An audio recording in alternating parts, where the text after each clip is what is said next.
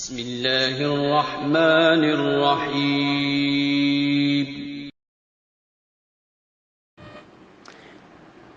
بسم اللہ الرحمن الرحیم۔ نبوی طریقہ تعلیم۔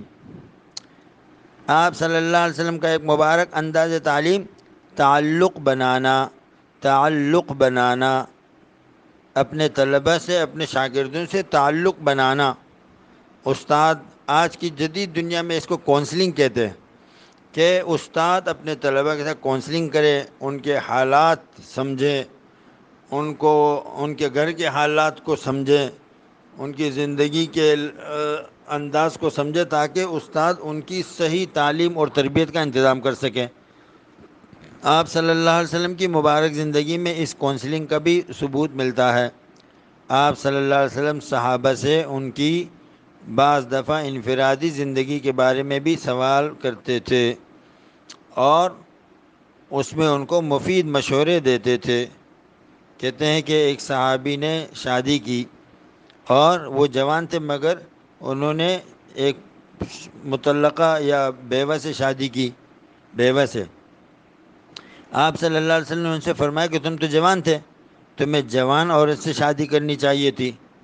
تو انہوں نے عرض کیا، اللہ کے رسول، میرے والد صاحب وہ شہید ہو گئے، میری بہنیں زیادہ ہیں اور مجھے اپنی بہنوں کی تربیت کرنی ہے۔ اگر میں ایک اور جوان لڑکی کو بیاہ کر کے لاتا تو گھر میں ایک اور جوان لڑکی ہو جاتی، تربیت کرنے والی کوئی نہ ہوتی۔ تو دیکھیں آپ صلی اللہ علیہ وسلم نے تعلق بنایا۔ اس تعلق کے نتیجے میں آپ نے ان سے باتیں کی اور پھر آپ کو اندازہ ہوا کہ ان کو مالی طور پر ضرورت ہے، تو آپ صلی اللہ علیہ وسلم نے ان کی مالی مدد بھی فرمائی۔ یہ ہے تعلق بنانا اپنے طلبہ سے، ان کے حالات کو پوچھتے رہنا۔ آج کل کی دنیا میں اس کو کونسلنگ کہتے ہیں۔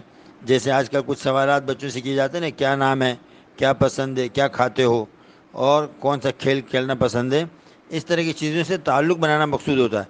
آپ صلی اللہ علیہ وسلم نے بھی صحابہ میں اس طرح کا تعلق بنایا، کونسلنگ کی اور ان کی دلچسپی کے سوالات کیے، جوان سے شادی کی باتیں کی اور چھوٹے بچوں سے کھلونے کی باتیں کی۔ ایک چھوٹے صحابی تھے، ان کا چڑیا کا بچہ مر گیا، آپ نے ان سے اسی کے بارے میں پوچھا، یا ابا عمیر ما فعل النغیر، اے ابو عمیر صحابی، تیرا وہ چڑیا کا بچہ کیا ہوا، کہاں چلا گیا؟ اب بچے سے بچوں کی طرح باتیں، تو یہ بہترین کونسلنگ ہے۔ آج کی دنیا اس پہ فخر کرتی ہے کہ ہم نے کوئی نئی چیز دریافت کی ہے۔ آپ دیکھیں حضور صلی اللہ علیہ وسلم کی مبارک زندگی سے اس کا ثبوت ملتا ہے۔ اللہ تعالیٰ ہمیں اس پر بھی عمل کرنے کی توفیق نصیب فرمائے۔ السلام علیکم ورحمۃ اللہ وبرکاتہ۔